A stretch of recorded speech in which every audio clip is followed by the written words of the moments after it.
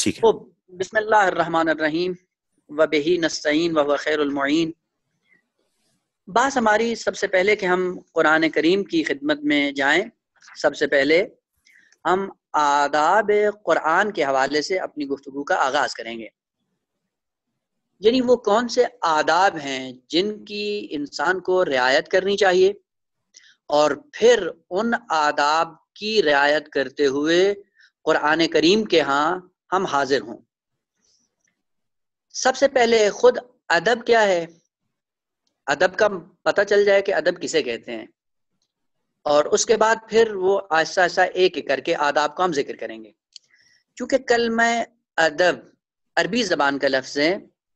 عربی زبان میں ادب کا معنی یہ ہے کسی چیز کو اکٹھا کرنا، جمع کرنا. جہاں پہ کسی چیز کو آپ اکٹھا کر رہے ہوں عربی زبان میں اسے ادب کہا جاتا ہے، اور اس ادب کی جمع ہے آداب. یعنی ہمیں قرآن کی خدمت میں جانے سے پہلے کچھ چیزیں اکٹھی کرنی ہیں، جمع کرنی ہیں، اپنانی ہیں، تاکہ ان کو اپنا کر قرآن کی خدمت میں آئیں. ٹھیک ہے. اسی لیے عرب دسترخوان کو مأدبہ کہتا ہے. مأدبہ یعنی اکٹھا ہونے کی جگہ. اور چونکہ عرب دسترخوان پہ اکٹھے ہوتے تھے تو دسترخوان کو بھی مأدبہ کہا جاتا ہے. چونکہ دسترخوان جب بچھتا ہے تو سب اس پہ آ کر اکٹھے ہو جاتے ہیں.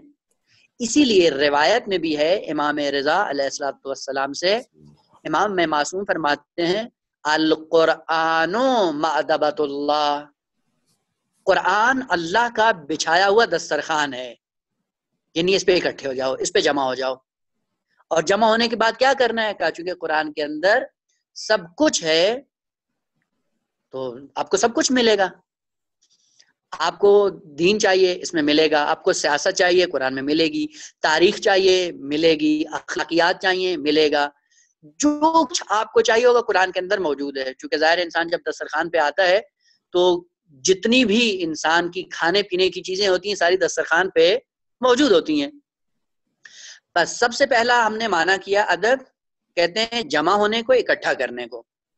اور اسی سے کلمہ مأدبہ دسترخوان نکلا ہے. دسترخوان میں چونکہ ساری چیزیں ہوتی ہیں اور اس پہ لوگ آ کر اکٹھا ہوتے ہیں، اس کو مأدبہ سے تعبیر کیا جاتا ہے.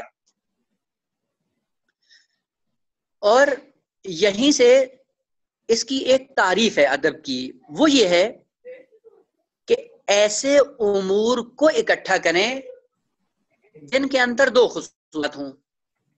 سب سے پہلے کہ ہر چیز کے اندر جو ادب ہوگا وہ کیا ہوگا؟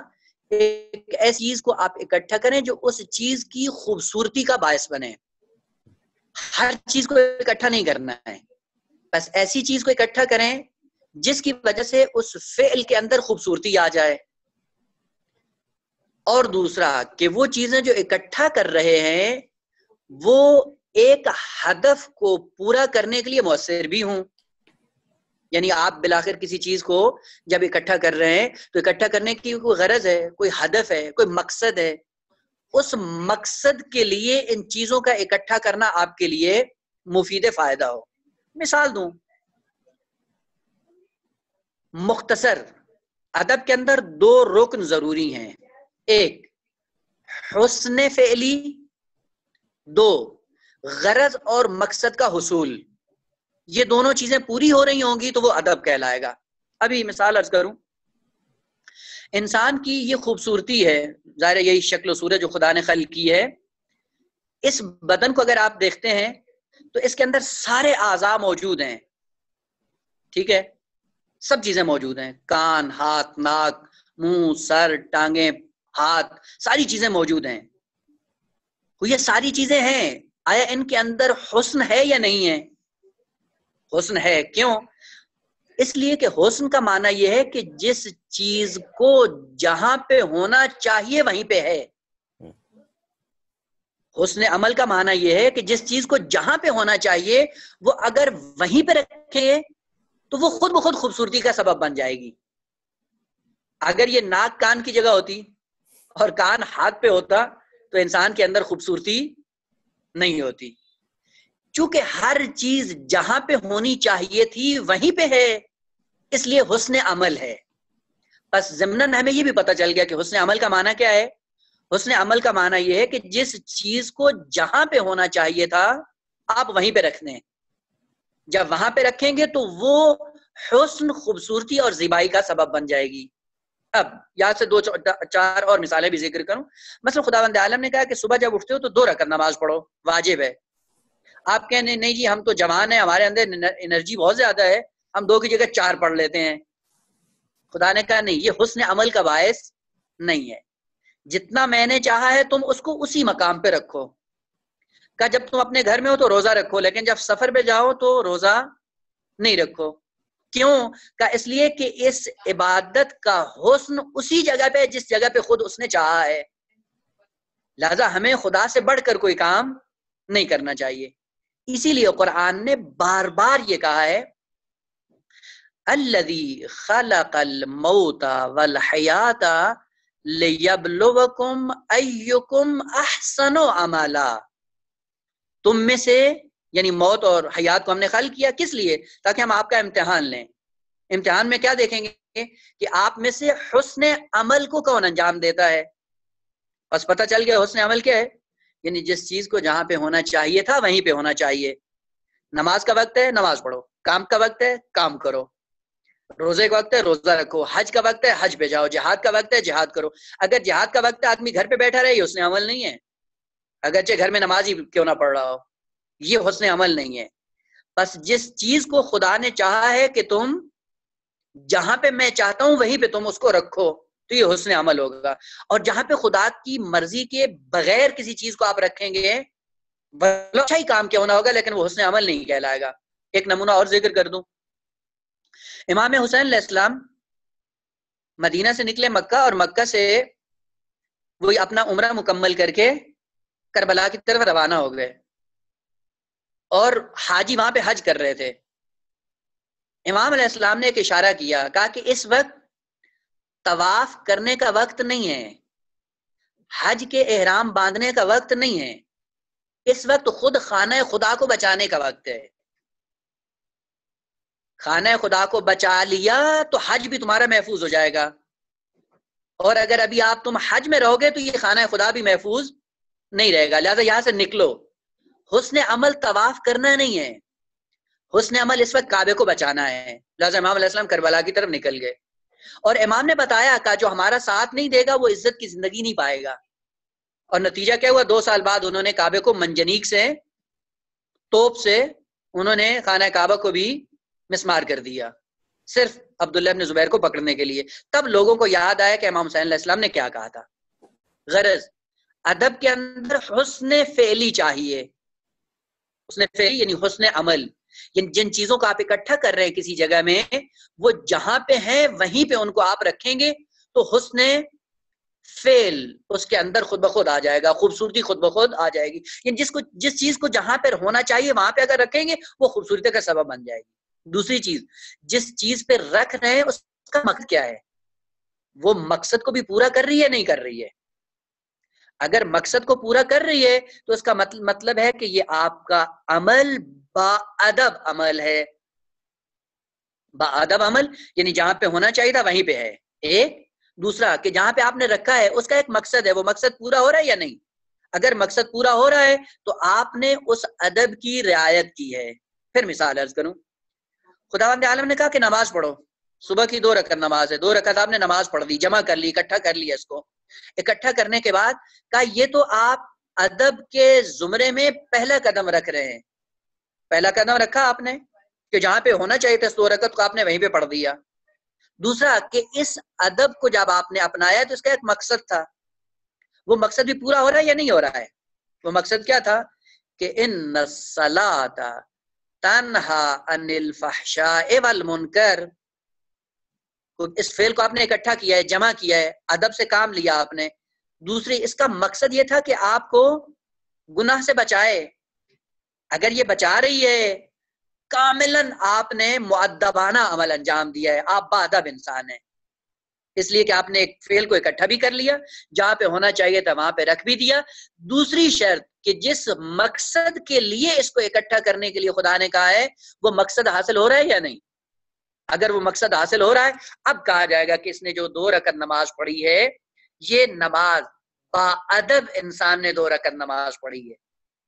لیکن اگر ہم نمازوں کو اکٹھا کرتے رہیں مثلا صبح میں 2 رکعت پڑھ لی، زور میں 4 پڑھ لی، عصر میں 4 پڑھ لی، اور ساتھ ساتھ گناہ بھی جاری ہیں، آپ نے ادب کے ایک رکن کو انجام دے دیا، اکٹھا کر لیا ہے، لیکن وہ جو نماز کا مقصد تھا وہ پورا نہیں ہوا ہے، بس یہ فعل با ادب شمار نہیں ہوگا۔ کیونکہ یہ فعل با ادب نہیں ہے، اس لیے اس کا کوئی اجر بھی نہیں ہے۔ با ادب انسان کا عمل قبول ہوتا ہے بارگاہ الہی میں، بی ادب انسان کا کوئی عمل بارگاہ الہی میں قبول نہیں ہوتا۔ دوسری مثال عرض کروں، خداوند عالم نے روزے کے لیے کہا کہ الصوم جنۃ من النار، روزہ کیا ہے؟ ڈھال ہے، سپر ہے آتش جہنم سے، یہ جہنم کی آگ سے ہمیں روزہ بچاتا ہے۔ سوال، آیا ہم مریں گے تو ہمیں پتہ چلے گا کہ ہمارا روزہ قبول ہوا ہے؟ نہیں، خدا نے کہا اسی دنیا میں اپنے آپ کا اپنا امتحان لو، دیکھو اپنے آپ کو کہ یہ روزہ جو آپ نے رکھا ہے یہ قیامت کے دن آپ کو جہنم کی آگ سے بچائے گا یا نہیں، کہ یہی دنیا میں امتحان کر لو۔ دنیا میں کیا ہے؟ کیونکہ گناہ کی حقیقت کیا ہے؟ گناہ کی حقیقت آگ ہے، جہنم ہے۔ اگر روزہ رکھ کر آپ گناہ سے بچ رہے ہیں، پتہ چل جائے گا کہ یہ روزہ قبول ہے، جس کو آپ اکٹھا کر رہے ہیں یہ قبول بھی ہے، کیونکہ خدا نے اللہ ذکر کی کہ روزہ آگ سے بچا ہے اور گناہ آگ ہے۔ چونکہ گناہ آگ ہے، اگر یہ روزہ آپ کو بچا رہا ہے، پتہ چل جائے کہ یہ دنیا میں آپ کا روزہ ہے، لہذا آپ کو زیادہ انتظار کرنے کی ضرورت نہیں ہے کہ ہم مریں تب جا کر ہماری کے سامنے حاضر ہو کر یہ دیکھیں کہ جو قبول ہوئے یا نہیں ہوئے، یہیں سے معلوم کر لو۔ علامتیں خدا نے ذکر کی ہیں، انہی علامتوں کو دیکھ قبول ہیں یا نہیں ہے۔ بس عرض یہ کر رہے تھے کہ ادب کا معنی کیا ہے؟ ہر وہ عمل، ہر فعل انسانی جس کو آپ اکٹھا کرتے ہیں جس کی وجہ سے خوبصورتی اس میں آتا ہے۔ ایک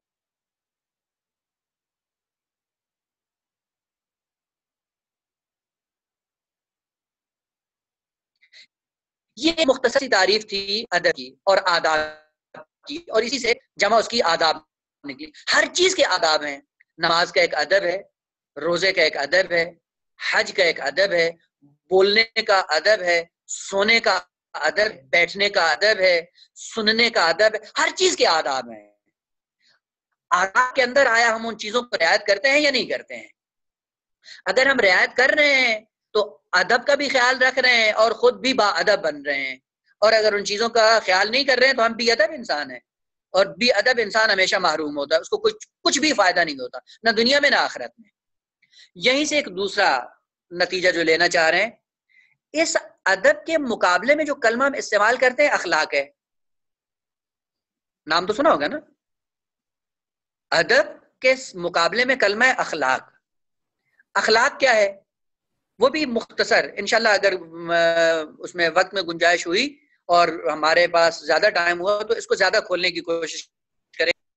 ادب اخلاق کے مقابلے میں، تو پھر ادب اور اخلاق میں کیا فرق ہے؟ کہتے ہیں جی فلاں شخص با ادب انسان ہے اور فلاں شخص با اخلاق انسان ہے، دونوں میں فرق کیا ہے؟ پہلا فرق جو عموماً ذکر کیا جاتا ہے میں وہ عرض کر دوں، وہ یہ کہ ادب کا تعلق جسم انسانی سے ہے۔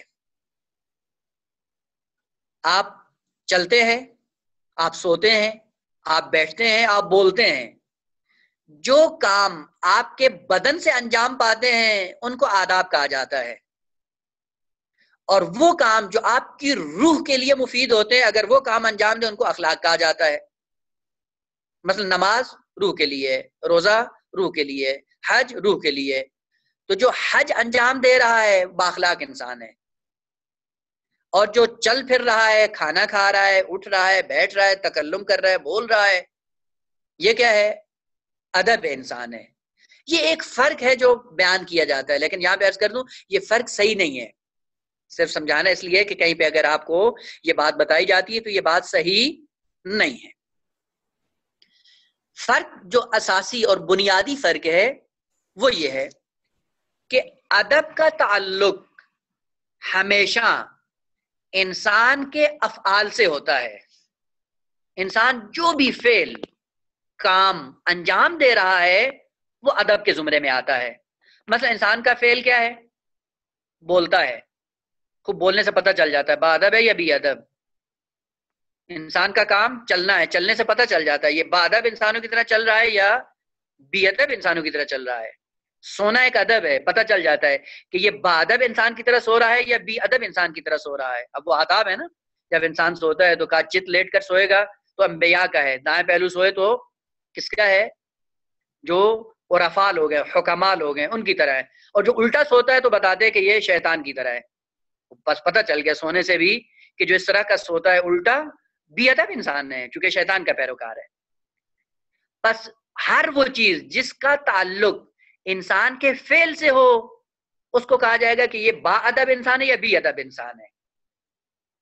اور وہ چیزیں جو ان افعال کے پیچھے انسان کی روح کے اندر صفات کے طور پر موجود ہوتی ہیں، ان صفات کو جو واجد ہوتا ہے یا وہ صفات جو ان کے اندر ہوتی ہیں ان صفات کو اخلاق کہا جاتا ہے.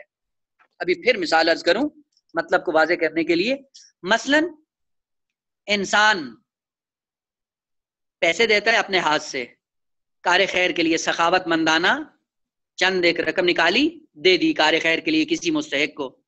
تو یہ جو پیسے دے رہا ہے یہ کیا ہے؟ ادب ہے انسان کا. لیکن سوال کہ یہ پیسے کیوں دے رہا ہے؟ آخر یہ پیسے جو دے رہا ہے اس کا عمل ہے، اس کا فعل ہے، یہ جو کام کر رہا ہے پیسے نکال کے اپنی جیب سے دے رہا ہے، یہ کیوں دے رہا ہے؟ کہ اس سے پہلے کہ یہ اپنا فعل انجام دے اس کی روح کے اندر ایک صفت موجود ہے بنام سخاوت، بنام جود. اس صفت کی وجہ سے انسان کے بدن سے یہ کام انجام پا رہا ہے. بس وہ صفت انسان کی ذات کے اندر ہے، روح کے اندر ہے. صفت سخاوت چونکہ اس کی روح کے اندر تھی اس لیے بدن نے اپنے ہاتھ سے جیب میں ہاتھ ڈالا، پیسہ نکالا اور دے دیا.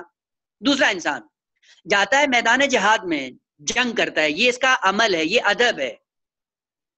کیوں کر رہا ہے؟ کہ اس لیے کہ اس کی روح کے اندر ایک صفت ہے بنام شجاعت. اس شجاعت کی وجہ سے یہ جا کر میدان جہاد میں لڑ رہا ہے.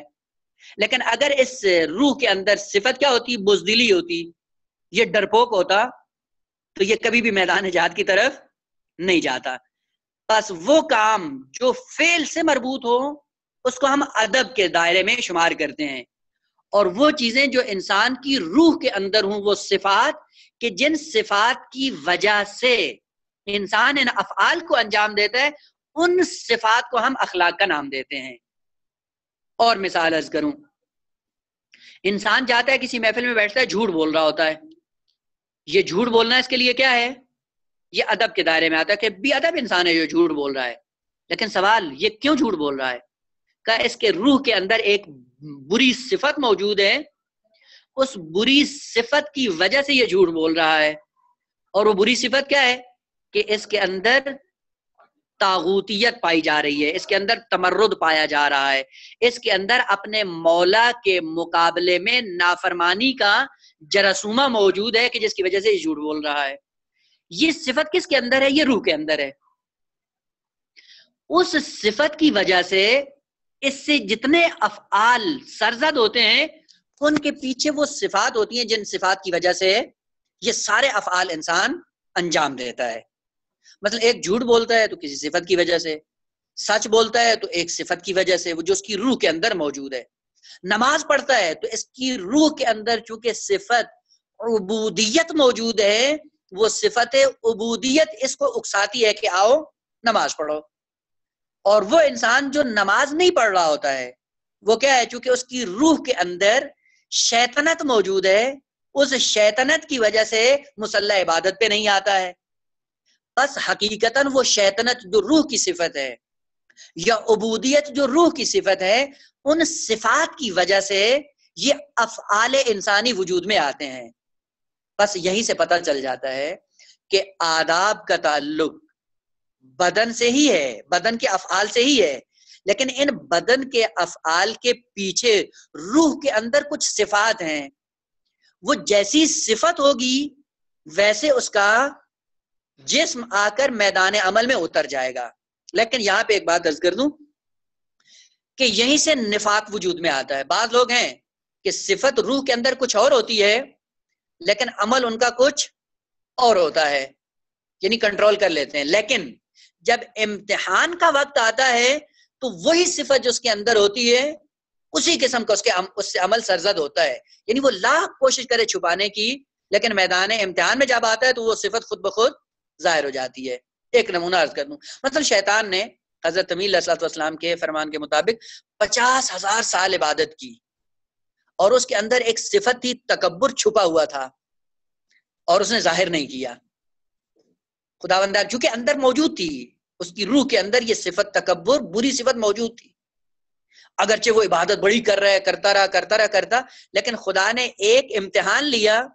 اس امتحان کی وجہ سے وہ جو اندر صفت تھی وہ اس کے عمل سے, اس کے فعل سے ظاہر ہو گئی. اور وہ کیا تھا کہ جب اپنا خلیفہ بنایا کہا اس خلیفے کے سامنے جھکو, کیونکہ وہ بری صفت اندر موجود تھی اور اس نے اتنے سالوں سے اس کو چھپا کے رکھا ہوا تھا. لیکن امتحان جب آیا تو وہ صفت سامنے آ گئی, اس نے تکبر کا اظہار کر دیا. یا ابھی دیکھیں کوفیوں کو امام حسین علیہ السلام نے جو خط لکھے اور خطوط اور ان کا جواب دیا, ان میں یہی تھا کہ کوفیوں کے اندر ایک صفت چھپی ہوئی تھی بنام نافرمانی. امام کے تابع نہیں تھے لیکن خط لکھ کر بلا رہے تھے, آئے مولا ہم آپ کی مدد کریں گے. اس وقت سارے دیندار بنے ہوئے تھے, لیکن جب میدان کربلا میں آئے تو وہ جو اندر صفت چھپی ہوئی تھی نافرمانی کی وہ کھل کر سامنے آ گئی. بس یہ انسان جو منافق بن کر عمل کچھ کرتا ہے, صفت اندر عقیدہ اس کا کچھ اور ہوتا ہے, تو خواہ نخواہ ایک دن ایسے امتحان کے مقام پہ آ کر وہ صفت سامنے کھل جاتی ہے. یعنی یقیناً یہ خدا ایسا موقع انسان کے سامنے فراہم کرتا ہے جس میں پتہ چل جاتا ہے. مثلا ہم دوسروں کو نہیں کریں, ہم جب لوگوں کے سامنے بیٹھے ہوتے ہیں تو بڑی اچھی باتیں کرتے ہیں اور بڑے با اخلاق بننے کی کوشش کرتے ہیں, لیکن جیسے ہی تھوڑا سا ایسا آ جاتا ہے امتحان کا مورد کہ جس میں تھوڑا سا غصہ آتا ہے, پتہ چل جاتا ہے کہ ہمارے اندر صفت کون سی چھپی ہوئی تھی, وہ فوراً انسان غلاظت بکنا شروع کر دیتا ہے. یہ جو غلاظت بک رہا ہے کیوں؟ کیونکہ اندر خوب سے بات نہیں ہے, روح کے اندر پلید صفت موجود ہے, بالآخر اس کا اظہار ہو جاتا ہے. خوب زیادہ نہ تھکاؤں آپ کو. ادب کیا ہے؟ وہ جو فعل, جو کام انسان انجام دیتا ہے وہ ادب کہلاتا ہے.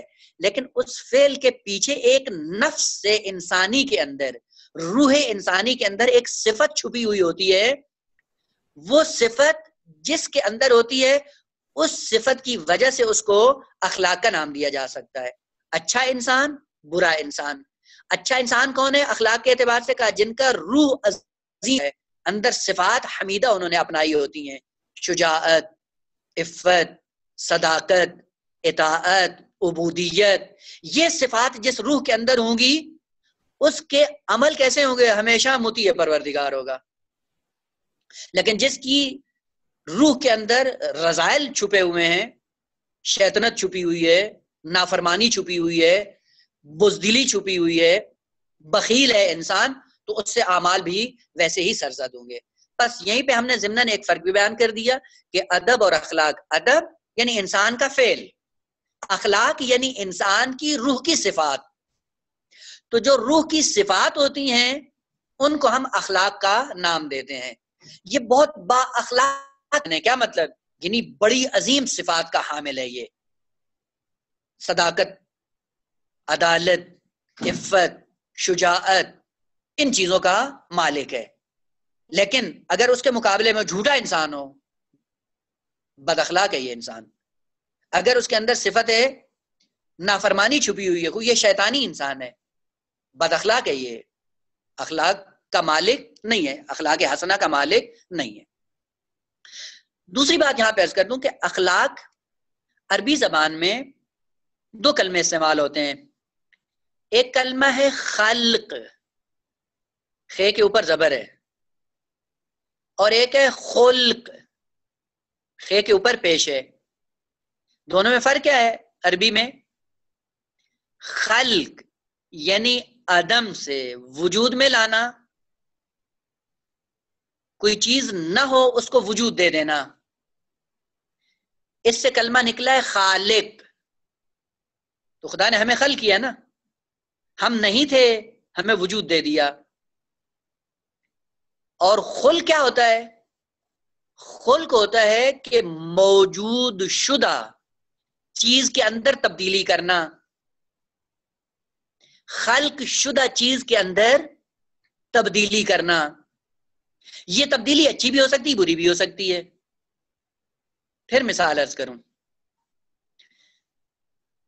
خدا نے انسان کو آزاد دیے ہیں، ان میں سے ایک مثلا یہی ہمیں سر کے بال ہیں، داڑھی کے بال ہیں.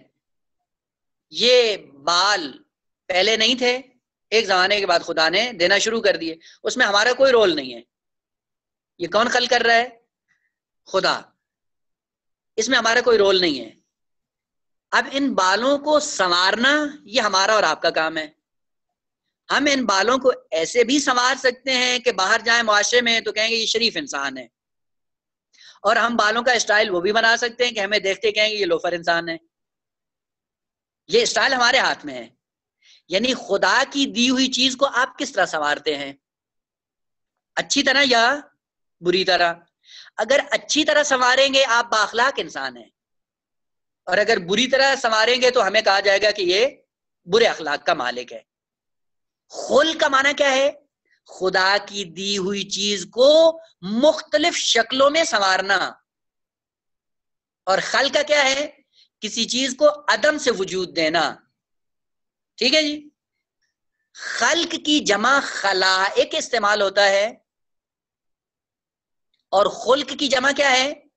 اخلاق. بس اخلاق خلق کی جمع ہے. کس کو سنوارنا ہے، کیسے سنوارنا ہے. مثلا پھر دوسری مثال عرض کروں، موم ہے. موم پتہ ہے نا، موم جب انسان کے ہاتھ میں ہوتا ہے تو اس موم کو آپ مختلف شکلوں میں ڈال سکتے ہیں، لیکن موم کے خالق آپ نہیں ہیں.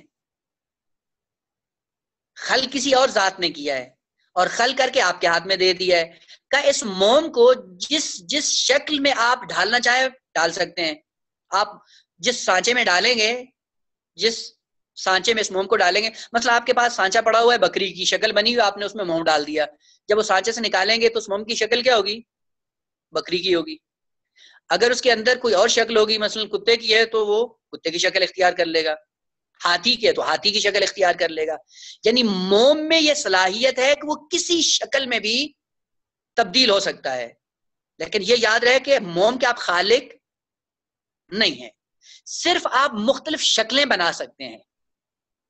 یہیں پہ خداوند عالم نے ہمیں خلق کیا ہے، یعنی ہمیں بدن دیا ہے کہ اس بدن کو آپ مختلف شکلوں میں ڈھال سکتے ہو. ایک شکل وہ ہے جو میں نے بدن کو دی ہے، وہ تمہارے اختیار میں نہیں ہے. اس بدن کے ذریعے آپ کو اپنی روح کی شکلیں بنانی ہیں. اپنی روح کی شکلیں بنانا یہ آپ کے اختیار میں ہے، اور جس طرح آپ ڈھالنا چاہیں گے ڈھل جائے گا یہ روح. اب نمونے کے طور پہ اگر یہی بدن جو خدا نے ہمیں دیا ہے اور اس بدن کے سائے میں ہماری روح پروان چڑھے گی، ہم روح شمری بھی بنا سکتے ہیں. شمر کے کارنامے انجام دے کر ہم اپنی روح کی شکل شمر جیسی بنا رہے ہیں. یہ روح یزیدی بھی بن سکتی ہے، اور یہ روح حسینی بھی بن سکتی ہے. جس طرح آپ ڈھالیں گے یہ ڈھل جائے گی. سانچے آپ کے سامنے موجود ہیں، اچھا سانچا بھی موجود ہے، برا سانچا بھی موجود ہے. جس سانچے میں آپ اپنے آپ کو ڈھالیں گے وہی آپ کی شکل بن جائے گی، اور یہ شکل آپ بنا رہے ہیں، آپ سنوار رہے ہیں.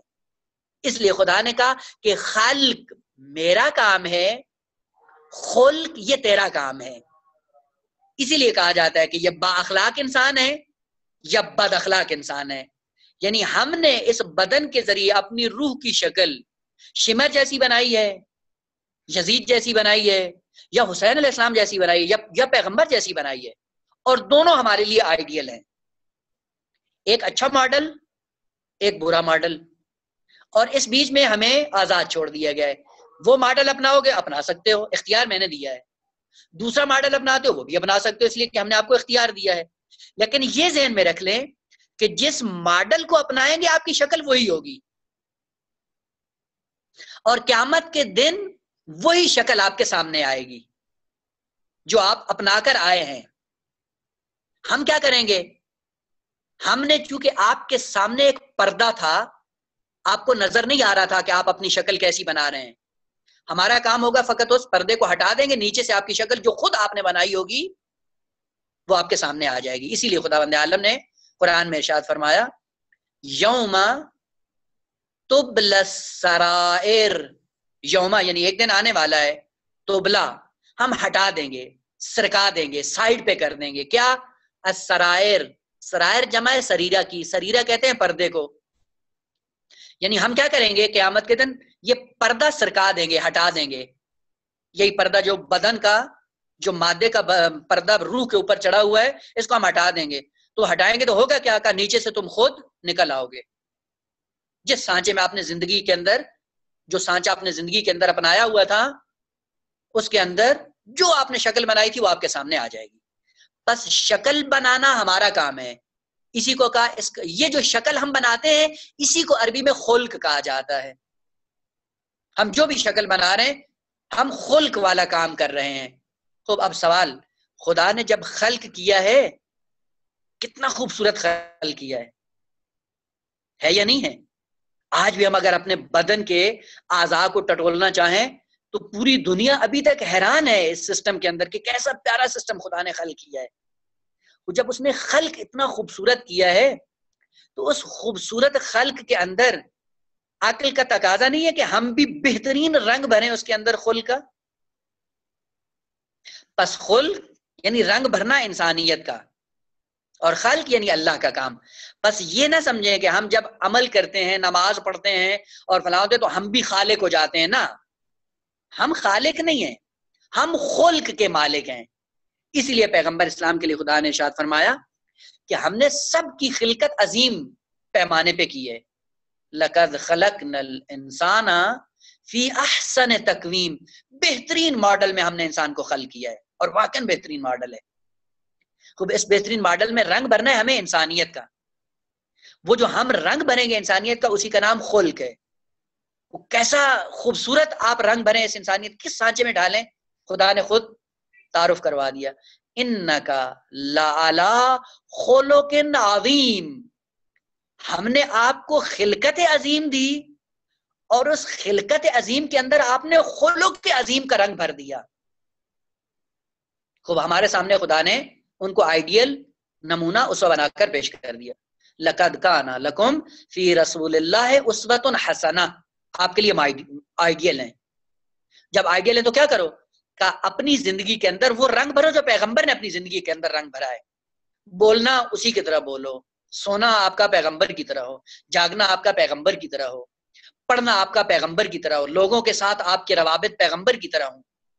اگر اس طرح آپ نے زندگی بسر کی تو آپ اپنی روح کو پیغمبر کے سانچے میں ڈھال رہے ہیں، تو یہ روح کہاں جائے گی؟ جہاں خود پیغمبر ہوں گے۔ لیکن اگر ہم نے اس روح کو ایسے افراد کے پیچھے چل کر اپنی روح کو سنوارنا شروع کیا، رول ماڈل ہم نے کسی فٹ بالر کو بنا لیا، یہ فٹ بالر جہاں جائے گا جو ہم سانچے میں اس کے آداب اور اس کے اعمال کو اپنی روح کے اندر ڈال رہے ہیں، تو جہاں یہ جائے گا وہاں پہ ہمیں بھی جانا پڑے گا، چونکہ ہم نے اس کو رول ماڈل اپنایا ہے۔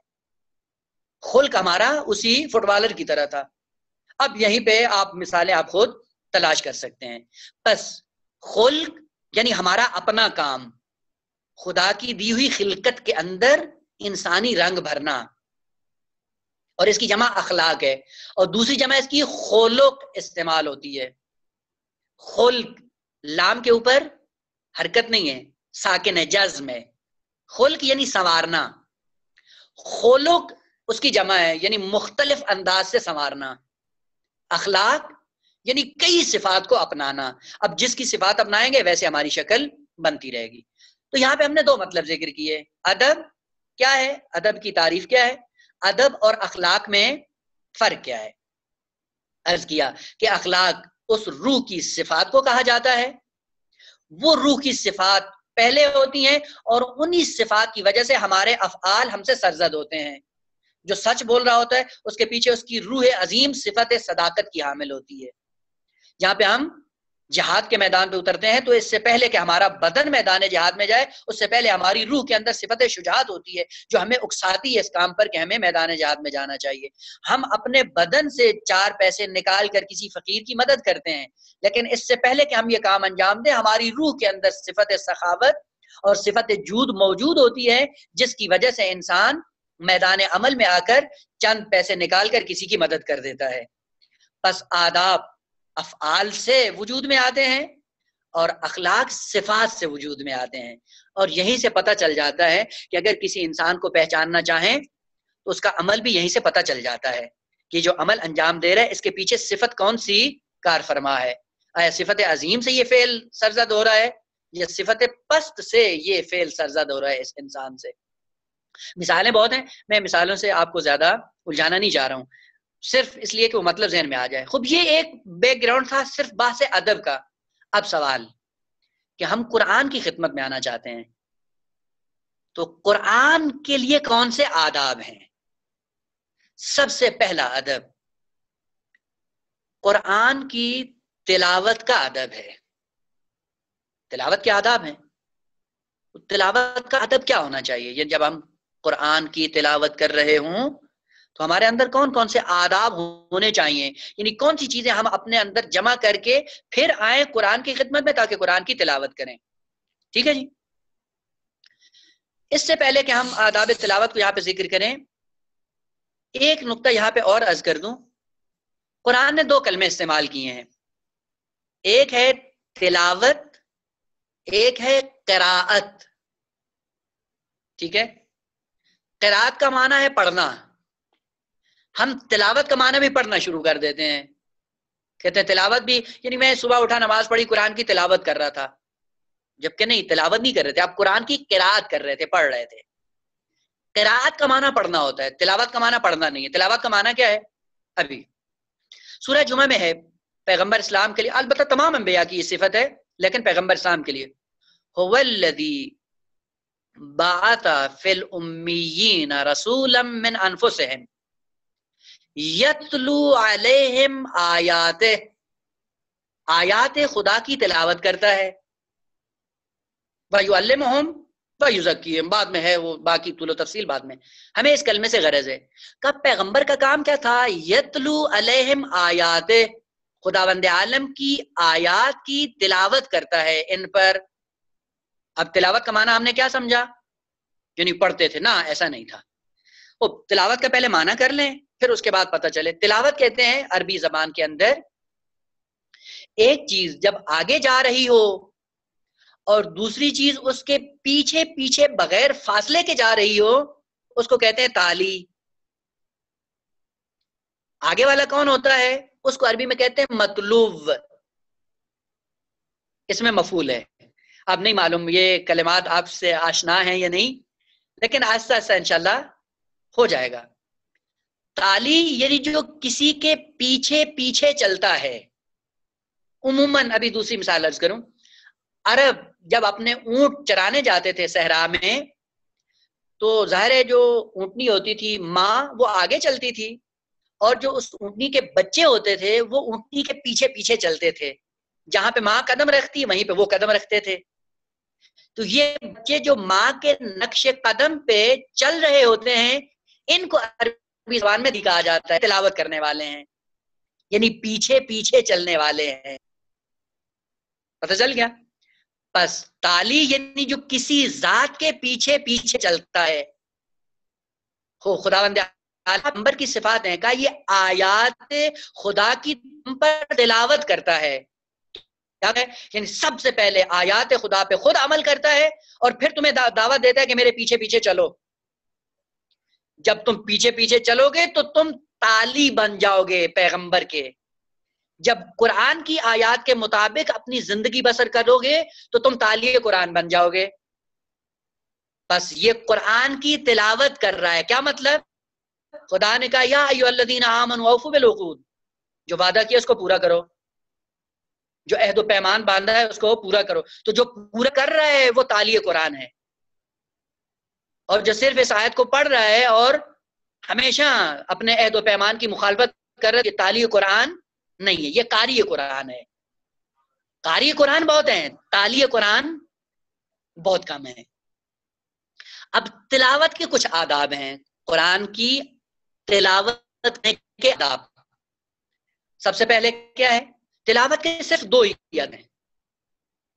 پہلا ادب قرآن سمجھیں، یعنی قرآن کی معرفت حاصل کریں. اگر یہ معرفت آ گئی، پہلا ادب آپ نے پورا کر دیا تلاوت کا. دوسرا ادب کہ سمجھنے کے بعد اس حقیقت پہ عمل کرو، تب آپ کو تالی قرآن کہا جائے گا. خدا نے کہا یا ایھا الذین آمنوا اقیموا الصلاۃ، نماز پڑھو. سب سے پہلے سمجھو کہ اس کا معنی کیا ہے. سمجھ لیا، تلاوت کا ایک رکن آپ نے اپنے اندر پیدا کر لیا. دوسرا رکن خوب آئے مصلی عبادت پہ ان اعمال کو انجام دے جو خداوند عالم نے کہے ہیں. اگر یہ دونوں عمل انجام دے رہا ہے، یہ تالی قرآن ہے، یہ قرآن کی تلاوت کر رہا ہے. خدا نے کہا خمس دو، خدا نے کہا جہاد کرو، خدا نے کہا حج کرو، خدا نے کہا روزہ رکھو. خوب سب سے پہلے آؤ ان آیات کو سمجھو کہ یہ کہنا کیا چاہتی ہیں. جب سمجھ لیا تو اب عمل کرو. جب یہ دو رکن اپنے اندر پیدا کر لیں گے، آپ کو ائمہ کی تعلیمات کے مطابق کہا جائے گا کہ یہ شخص قرآن کی تلاوت کر رہا ہے. بس تلاوت کا معنی کیا ہے؟ ایک ذات کے پیچھے پیچھے چلنا جیسی وہ ذات ہے. اگر آپ قرآن کے پیچھے پیچھے جا رہے ہیں تو آپ قرآن کے تالی ہیں، اور اگر صرف قرآن زبان لگا رہے ہیں، مقام عمل میں سب کچھ اس قرآن کے برعکس عمل کر رہے ہیں، تو آپ تالی قرآن نہیں ہیں. کیا ہے؟ تالی قرآن ہے. قرآن پڑھ رہے ہیں زبان سے لیکن تالی نہیں ہے. اب قاری کے لیے کیا کہا ہے روایات میں؟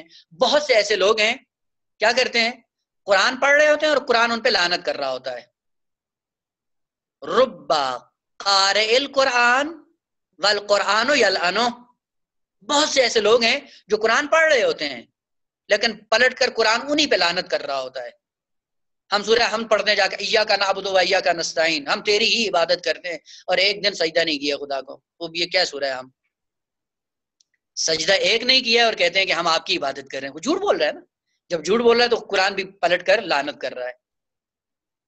اب آئیں تلاوت، یعنی کسی حقیقت کے پیچھے پیچھے چلنا. اسی لیے کہا جاتا ہے کہ یہ شخص تالی معصوم ہے. کیا مطلب؟ اب مانا ہو گیا نا. یعنی معصوم کے پیچھے پیچھے چلتا ہے، اس کے نقش قدم پہ چلتا ہے، یہ تالی معصوم ہے. قرآن کی تعلیمات کے مطابق زندگی بسر کرتا ہے، یہ تالی قرآن ہے.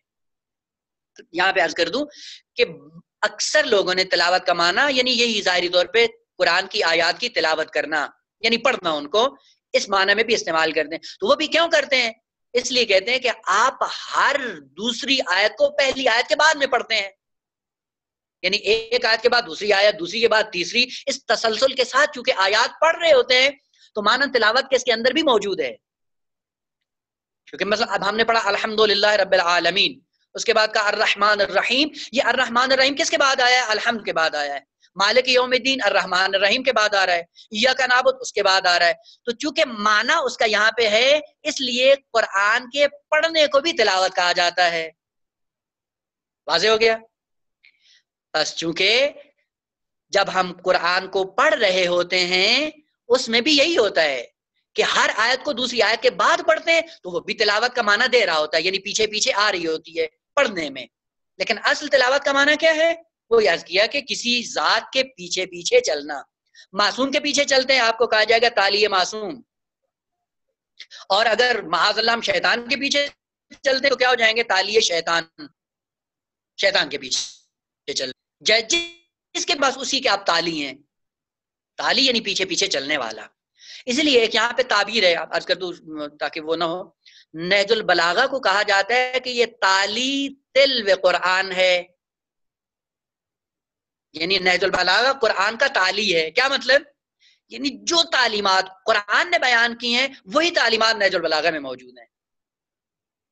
جو تعارف قرآن نے توحید کا کروایا ہے وہی تعارف نہج البلاغہ میں حضرت امین نے کروایا ہے. یعنی جو معارف قرآن میں ہے بے عینے ہی وہی معارف نہج البلاغہ نے قرآن کے پیچھے چلتے ہوئے وہی معارف بیان کیے ہیں. اس لیے کہا جاتا ہے کہ نہج البلاغہ تالی قرآن ہے. اب نہج البلاغہ تو بول کر قرآن کی آیات نہیں پڑھتی ہے نا، انسان ہی فقط بول کے پڑھتا ہے. بس آداب تلاوت کیا ہیں؟ یہ یہیں سے دوسرے آداب، آداب قراءت قرآن. بالآخر قرآن کو پڑھنا بھی ایک اہمیت کا حامل ہے. آپ صبح اٹھتے ہیں، نماز پڑھتے ہیں، اس کے بعد روایت کے اندر کہ کم سے کم 50 آیات آپ ہر روز قرآن کی پڑھیں. قرات کے آداب کیا ہیں؟ پہلا ادب باوضو ہوں. دوسرا ادب دو زانو ہو کر بیٹھ کے با ادب انسان کی طرح قرآن کو سامنے رکھ کر قرآن کو پڑھنے کی کوشش کریں. چہ بسا کہ انسان اس کتاب کو اہمیت نہ دیتے ہوئے سوتے ہوئے پڑھ رہا ہے، لیٹے ہوئے پڑھ رہا ہے، پاؤں پھیلا کے پڑھ رہا ہے. یہ بے ادب انسان ہے. ہر چیز کا ایک ادب ہے. خوب یہ ظاہری آداب. دوسرا سورہ مدثر میں خود قرآن نے ذکر کیا وَرَتِّلِ الْقُرْآنَ تَرْتِیلًا، ٹھہر ٹھہر کے پڑھیں قرآن کو، رک رک کے. وہ اب نہیں معلوم آپ پاکستان کے اس سے ماحول سے آشنا ہیں یا نہیں. پاکستان میں وہ جب پڑھتے ہیں تو ایک رات میں پورا قرآن ہی ختم کر دیتے ہیں، اور وہ اس طرح سے پڑھ رہے ہوتے ہیں پتہ نہیں چل رہا ہوتا کہ یہ دال آٹا کیا ہو رہا ہے یہاں پہ، بس صرف شور آ رہا ہوتا ہے. یہ توہین ہے قرآن کی. قرآن نے خود کہا ہے وَرَتِّلِ الْقُرْآنَ تَرْتِیلًا، ٹھہر ٹھہر کر پڑھو. کیوں؟ دیکھیں ابھی ایک میں جملہ استعمال کروں گا، اس سے پتہ چل جائے کہ ٹھہر ٹھہر کے پڑھنے کا مطلب کیا ہے. سب سے پہلے آپ کو پتہ ہونا چاہیے کہ اس آیت کے اندر مجھے کہاں پہ رکنا ہے اور کہاں پہ آگے بڑھنا ہے. جب تک یہ مجھے پتہ نہیں ہوگا، مجھے نہیں معلوم ہوگا کہ میں آیت کو کہاں پہ روک رہا ہوں، کہاں سے جوڑ رہا ہوں. ایک جملہ بھی، روکو مت جانے دو. اس جملے کو دیکھیں میں دو طرح پڑھ سکتا ہوں. روکو مت جانے دو، ایک دفعہ کہتا ہوں روکو مت جانے دو. معنی چینج ہو گیا یا نہیں؟ اب میں اگر روکو پہ رک جاتا ہوں، مت جانے دو اس کا مطلب اس بھائی کو روک لو، اس کو آگے نہیں جانے دینا ہے. لیکن اگر میں کہتا ہوں روکو مت، یہاں پہ آ کے رکتا ہوں، جانے دو، تو اس کا مطلب اس کو اجازت ہے آگے جانے کی. دیکھیں ایک کلمے پہ میں نے اپنے آپ کو روکا ہے تو اس کا معنی کچھ اور بن رہا ہے، اور دوسری جگہ پہ میں جا کر اپنی عبارت کو روکتا ہوں تو معنی کچھ اور بن رہا ہے نا. اس کا آپ کو پتہ ہونا چاہیے کہ قرآن کی آیت پہ کہاں پہ رکنا ہے. وقف بھی جو کرنا ہے کہاں پہ کرنا ہے. اگر کہا کہ روکو مت جانے دو، اس طرح روکا تو اس کا معنی کچھ اور ہے. اور اگر کہا روکو مت جانے دو، اس کا معنی کچھ اور ہے. کا سب سے پہلا ادب قرات قرآن کا یہ ہے کہ جو قرآن آپ پڑھ رہے ہوتے ہیں آپ کو پتہ ہونا چاہیے کہ میں نے اس آیت کو کہاں پہ روکنا ہے، یعنی کون سا معنی ہے خدا جو یہاں پہ مراد لے رہا ہے. تو ان آداب کی کون رعایت کرے گا؟ جس کو پہلے پتہ ہو کہ یہ قرآن کیا کہہ رہا ہے، تو کہاں پہ رکوں، کہاں پہ آگے آیت کو جوڑ کر پڑھوں. ٹھیک ہے جی. بس پہلا ترتیل کا ادب، پڑھنے کا ادب یہ ہے کہ جہاں پہ توقف کرنا ہے اس کا ہمیں پتہ ہو، اس کے بعد آئیں قرآن کی بے شک 50 آیتیں پڑھیں، لیکن اس طرح سے پڑھیں جس طرح کے خدا نے نازل کیا ہے. معنی کیا ہے، کس پہ رکنا ہے کس پہ نہیں رکنا ہے، جوڑنے کا اور روکنے کا انسان کو پتہ ہونا چاہیے. یہ تیسرے آداب ہیں سماعت کے. بس آداب تلاوت بیان ہو گئے، آداب قراءت بیان کر دیا، آداب سماعت سننے کے آداب. اگر کوئی اور انسان ہے جو ہمارے سامنے بیٹھ کر قرآن کی تلاوت کر رہا ہے یا پڑھ رہا ہے تو ہمارا کیا وظیفہ بنتا ہے، ہماری کیا ذمہ داری بنتی ہے؟ اس کے لیے قرآن نے ذکر کیا اذا قرئ القرآن فاستمعوا له وانصتوا لعلکم ترحمون. کہ جب قرآن آپ کے سامنے پڑھا جا رہا ہو تو کیا کرو؟ کہ غور سے سنو، سنو نہیں غور سے سنو. عربی زبان کے اندر دو کلمے استعمال ہوتے ہیں. ایک کا مطلب کلمہ ہوتا ہے سامع یا سماعت. سام یا سماعت کا معنی کیا ہوتا ہے؟ یعنی سننا. آدمی بے اعتنائی سے بھی سنتا ہے، توجہ نہیں ہوتی اس کی، سن رہا ہوتا ہے. مثلا کہیں پہ آپ بیٹھے ہوتے ہیں، بعض ایسے ہیں میوزک چلا دیتے ہیں، ہمارا دل نہیں چاہ رہا ہوتا سننے کو، لیکن اس کی آواز کان میں پڑ رہی ہوتی ہے، یہ سماعت ہے. استماع کیا ہوتا ہے؟ اس کو غور سے سنتا ہے، دل کی تہ سے اس کو سن رہا ہوتا ہے، دل کی گہرائیوں سے، اور اس سے پھر محسوس بھی ہو رہا ہوتا ہے۔ قرآن کے سماعت کے آداب یہ ہیں کہ غور سے سنو، توجہ سے سنو، اور اس کے معنی کی طرف اپنے آپ کو لوٹاؤ، اور پھر اس سے لذت محسوس کرو۔ جب استماع ہوگا تو آپ قرآن کی سماعت کے آداب کو آپ نے اپنا لیا ہے۔ وَإِلَّا کہیں پہ قرآن پڑھا جا رہا ہے اور ہم اپنی باتیں بھی کر رہے ہیں، کان ادھر بھی ہے، یہ بھی ادبی ہے، اس طرح نہیں سنیں۔ بس آداب سماعت میں استماع ہے، اور استماع کا معنی عرض کیا کہ غور سے سننا، دل کی گہرائی سے ان معانی کی طرف توجہ کر کے سننا، تاکہ اس مطلب کو درک کر اس سے لذت محسوس کر رہے ہوں۔ اور یہ ممکن ہی نہیں ہے کہ انسان قرآن کی لذت کو تہ دل سے سمجھ کے غور سے سن کر اس سے محظوظ نہ ہو، یہ ممکن ہی نہیں ہے۔ لہذا بے ساختہ انسان کے آنسو نکل پڑتے ہیں۔ آیات جب پڑھی جاتی ہیں اور آیات کا ترجمہ انسان کو آتا ہو تو فوراً انسان بے ساختہ اس کی آنکھوں سے آنسو نکل پڑتے ہیں۔ البتہ وہ آنسو کبھی ڈر کے ہوتے ہیں، خوف کے ہوتے ہیں جہنم سے، اور کبھی بہشت کی نعمتوں کا جب تذکرہ آتا ہے تو ان کے لذت میں اور شوق میں انسان کی آنکھوں سے شوق کے آنسو نکل پڑتے ہیں، اور یہ ہوتا ہے انسان کے ساتھ۔ بس آج کے اس میں درس میں کیا بیان ہوا؟ ادب کی تعریف، اخلاق کی تعریف، اور پھر آداب تلاوت کیا ہے، آداب قراءت کیا ہے، اور آداب سماعت کیا ہے۔ یہ مختصر میں نے عرض کیا۔ انشاءاللہ اگلے اس میں ہم کیا کریں گے؟ آداب فہم قرآن، یعنی قرآن کو سمجھنے کے بھی کچھ آداب ہیں۔ قرآن آیا ہے ہمیں کچھ سمجھانے کے لیے، مخاطب ہم ہیں قرآن کے۔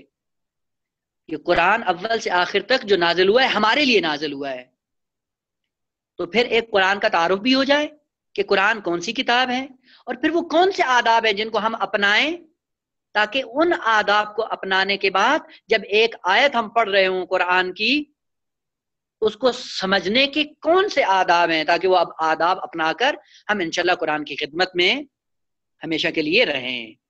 بس اگلے اس میں درس میں ہم آداب فہم میں قرآن، یعنی اس قرآن کو سمجھنے کے کون سے آداب ہیں، ان کو ہم انشاءاللہ بیان کریں گے، لیکن مختصر، تاکہ انشاءاللہ بعد میں مفاہیم قرآن کی تہ تک بھی پہنچ سکیں کہ وہ سلسلہ ہم نے آگے شروع کرنا ہے۔ خوب، یہاں تک اگر آپ کے لیے کوئی سوال تھا یا کوئی پیچیدہ بات تھی تو آپ ابھی پوچھ سکتے ہیں کہ جو